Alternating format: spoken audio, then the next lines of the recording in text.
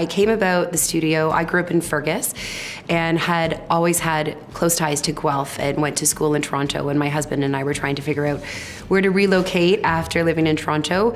We picked Guelph because of its diversity of programs for both the arts and industry, and we started the studio in 2006 and we're now into year 11. It's a completely non-competitive studio based on dance as an art form rather than a competitive side. It's incredibly positive, really motivating, and the children, you can see them flourish in that kind of an environment. Dance is just, it's been such an important part of my life since I can remember. I took my first class when I was about 6 years old, and it's been a path that I've continued on since then. Dance has always been there when you're feeling upset or sad or happy. It's just an incredible way to express one's emotions. You can see when they walk in, they're sullen, they're feeling sad, it's been a hard day for them. And by the end of our dance class, they're floating on air. There's something about it. It's just a release of the tension of their day-to-day life, and it's a place for them to escape. We always say that dance is the cheapest therapy out there.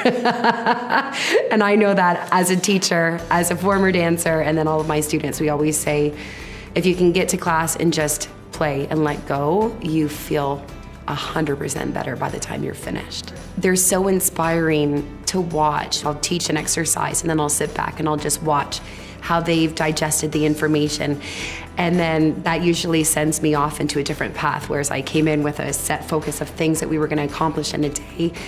Once I watch them, we always go down a different road. So they've taught the girls and all of the students, they've taught me patience, they've taught me how to be silly, how to have fun, how to let go, how to be in the moment.